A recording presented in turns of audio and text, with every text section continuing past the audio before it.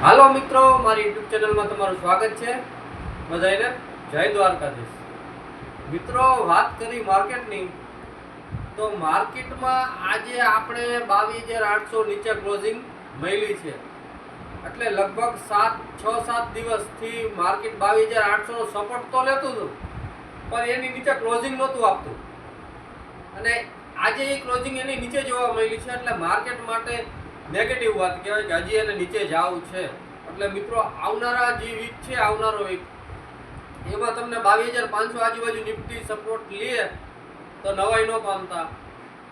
એટલે મિત્રો, હવે આ બધું ધીરે ધીરે હજી નીચે આવે છે. મેં આની પહેલાના વિડીયોમાં કીધું હતું કે એક દિવસની તેજી કોઈ પણ બોટમ બની નથી જતું. ઉછાળો આવે એવું તો થયા રાખે, કેમ કે શેર જાજા નીચે પડતા હોય એટલે ઉછાળો આવે એવું બધું થયા રાખે.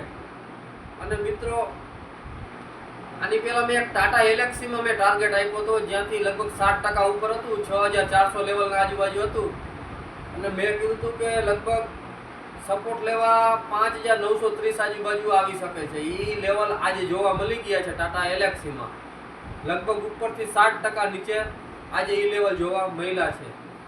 અને મિત્રો, મેં પહેલા એક બીજી વાત કહી હતી કે આ ટેરિફમાં કે એની વસ્તુઓ સસ્તી વેચાવા માંડે તો શું ફેરફાર થાય. એમાં મેં તમને ટાટા મોટર, મહિન્દ્રા આ બધી ગાડીના એક્ઝામ્પલ આપ્યા હતા.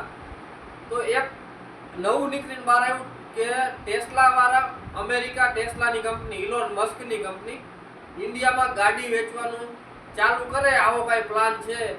એટલે એ સમાચાર આવતા આજે મહિન્દ્રા કંપનીમાં લગભગ 5-6% ઈ શેર નીચો આવી ગયો છે. કેમ કે ટાટા મોટર ને તો ઘણા નીચે આવી ગયા, પણ મહિન્દ્રા કંપનીનો શેર ઉપર હતો. એ એટલો ધોવાણો નહોતો, પણ આજે એ માહોલના હિસાબે કે ઇલોન મસ્કની કંપની, અમેરિકન કંપની ટેસ્લા જે ઇન્ડિયામાં એન્ટ્રી મારી શકે છે, આ સમાચારથી આજે મહિન્દ્રા કંપનીનો શેર 5-6% નીચો જોવા મળ્યો હતો. એનું કારણ હતું કે ઇલોન મસ્કની કંપની છે એ અહીંયા એવી હજી ચર્ચા થઈ છે, એના હિસાબે એના શેરમાં નીચેના લેવલ જોવા મળ્યા હતા. એટલે મિત્રો, ધીરે ધીરે હવે આ બધી વસ્તુ નીચે આવે, હજી થોડુંક ધ્યાન રાખજો. અને મિત્રો, મંદીનો માહોલ છે તો આમાં ટકી રહેજો, તો તેજીના માહોલમાં આપણે પૈસા કમાશું. અને મિત્રો, મેં કાલે કીધું હતું, જ્યાં સુધી આપણી મનની અંદર જ્યાં સુધી બીક ન આવે ને ત્યાં સુધી બોટમ બનતું નથી. મને એવું લાગે છે મિત્રો, હું ખોટોય પડી શકું છું. એટલે મિત્રો, આજના વિડીયોમાં આટલું. આવતીકાલના વિડીયોમાં ફરી મળશું. બધાને જય શ્રી રામ.